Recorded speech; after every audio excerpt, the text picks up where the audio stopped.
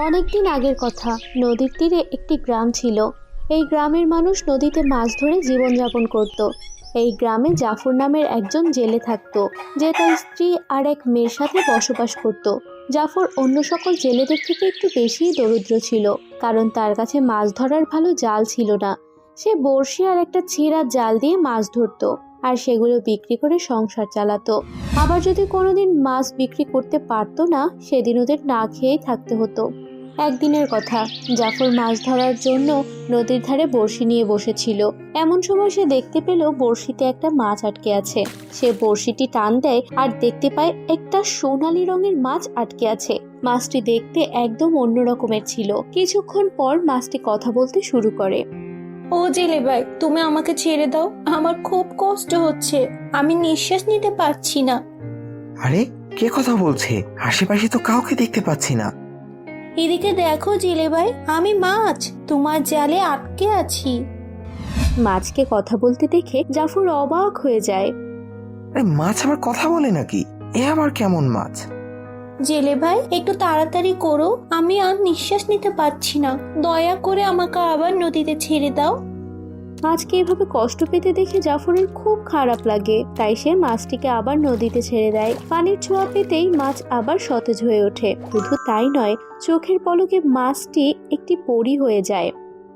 তুমি আমাকে জীবন দান করেছো, তুমি চাইলে আমাকে বাজারে বিক্রি করে দিতে পারতে, কিন্তু তুমি তা করনি। আমি তোমার ব্যবহারে খুব খুশি হয়েছি। সেই সকাল থেকে একটা মাছও ধরতে পারিনি। যাও বা একটা ধরেছি, তবুও সেটা ছেড়ে দিয়েছি। এখন তুমি বলো, আমি আজকে কি বিক্রি করে সংসার চালাবো? চিন্তা করো না জেলে ভাই, আমি জাদুর পরী মাছ, আমি তোমার যে কোনো 3টি ইচ্ছে পূরণ করতে পারি। কি? সত্যি? আমি যা চাই তুমি তাই দিবে আমাকে? হ্যাঁ হ্যাঁ, চেয়ে দেখো। আচ্ছা, ঠিক আছে। আমার বউ অনেক অসুস্থ থাকে, জানি না কি এমন রোগ হয়েছে ওর। আমার প্রথম ইচ্ছা এটাই, যেন আমার বউ পুরোপুরি সুস্থ হয়ে যায়। ঠিক আছে জেলে ভাই, আমি তোমার প্রথম ইচ্ছে পূরণ করে দিচ্ছি। এবার তুমি তোমার দ্বিতীয় ইচ্ছে বলো। আমি এখন আমার দ্বিতীয় ইচ্ছা বলবো না, আগে বাসায় গিয়ে দেখি আমার প্রথম ইচ্ছা পূরণ হলো কিনা। ঠিক আছে জেলে, যখন তুমি তোমার দ্বিতীয় ইচ্ছে জানাতে যাবে তখন এখানে চলে এসো আর আমাকে ডাক দিও। পরী মাছ নাম ধরে ডাকলে আমি চলে আসবো।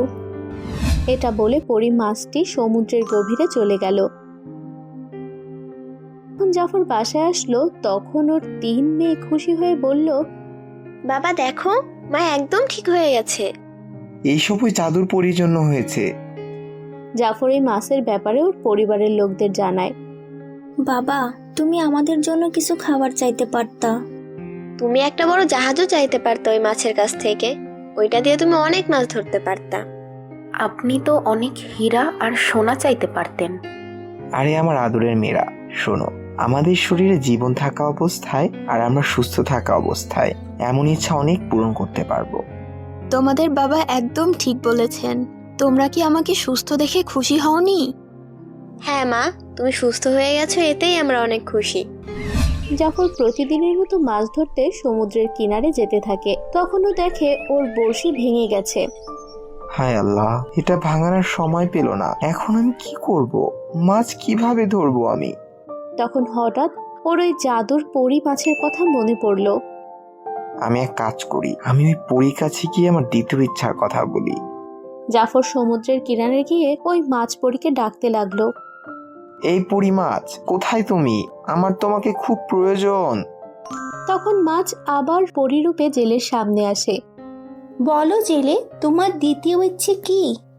আমার বড়শি অনেক পুরনো হওয়ার কারণে ভেঙে গেছে, তাই আমি চাই আমার কাছে একটা বড়শি আসুক, যা দিয়ে আমি মাছ ধরতে পারবো। ঠিক আছে, আমি তোমার দ্বিতীয় ইচ্ছে পূরণ করে দিচ্ছি। তখনই জাফর দেখলো ওর সামনে একটা সুন্দর বড়শি, যা দেখতে অনেক মজবুত মনে হচ্ছিল। এসব পেছন থেকে জাফরের প্রতিবেশী সোহেল দেখে ফেললো। সোহেল জাফরের আর মাছের সব কথা শুনে ফেললো। যদি আমার জালে এই মাছ একবার আটকা পড়ে, তাহলে আমি দুনিয়ার সবচেয়ে ধনী হয়ে যাব। এই জাফর তো একটা বলদ, এত সুযোগ থাকার পরও একটা বড়শি চাইলো। সোহেল গ্রামে গিয়ে ওই জাদুর মাছের কথা ওর বন্ধুদের বলে। জাদুর মাছ? এমন কোনো মাছ হয় নাকি? হ্যাঁ ভাই, আমি সত্যি বলছি, আমি নিজ চোখে দেখেছি আর শুনেছি। যদি এটা সত্যি হয় তাহলে আমাদের দেরি করা ঠিক হবে না, আমাদের ওই মাছ তাড়াতাড়ি ধরতে হবে। সোহেল আর ওর বন্ধুরা মিলে সমুদ্রে ওই পরি মাছ ধরার চেষ্টা করতে থাকে। অন্যদিকে জাফর বাসায় চিন্তিত হয়ে বসেছিল। কি হলো, তোমাকে এমন চিন্তিত লাগছে কেন? আমার মনে একটাই জিনিস ঘুরছে, আমি কি ঠিক করলাম? আমরা এতটাই গরিব যে আমাদের ঘরে মাঝে মধ্যে খাওয়ার কিছুই থাকে না। বাবা, বেশি দেরি হয়নি। তুমি চাইলে এর পরের বার বড় কোনো মহল বা হীরা জহরত চাইতে পারো। কিন্তু লোভ করা ভালো না। অন্যদিকে সোহেলের জালে সোনালি ওই মাছ আটকা পড়ে। অবশেষে আমি পেয়েই গেলাম জাদুর মাছ। ছাড়ো, আমাকে যেতে দাও, না হলে আমি মরে যাব। আরে, এই মাছ তো সত্যি কথা বলে। এই মাছ কি আমাদের ইচ্ছা পূরণ করতে পারবে? এই পরি মাছ, তুই যদি আমার ইচ্ছা পূরণ না করিস তাহলে আমি তোকে মেরে ফেলবো। মাছ তখন একটা পরি হয়ে যায় আর বলে, আমি তোমার ইচ্ছে পূরণ করতে রাজি, কিন্তু আমি তোমার 3টে ইচ্ছে পূরণ করব শুধু। বলো তোমার ইচ্ছে কি? আমি চাই আমি যেখানে থাকি ওই বাড়ি একটা বড় প্রাসাদ হোক। তোমার এই ইচ্ছে পূরণ করে দিলাম। সোহেলের বাড়ি সত্যি একটি প্রাসাদে পরিণত হয়ে যায়। এখন তুমি তোমার দ্বিতীয় ইচ্ছে বলো। এবার আমার পালা। আমার ইচ্ছা তুই আমাকে অনেক অনেক হীরা জহরত দে। পরি মাছ ওকে অনেক হীরা জহরত দেয়। এখন তোমাদের 3 নাম্বার ইচ্ছে বলো, একটু ভেবে চিনতে বলো। আমি চাই তুমি সারা জীবন আমার সাথে থাকো, আমার গোলাম হয়ে। তখন ওখানে জাফরের পরিবার নিয়ে হাজির হয়। আরে সোহেল ভাই, এটা আপনি কি চাইলেন? হ্যাঁ ভাই, এত লোভ করা ঠিক হয়নি।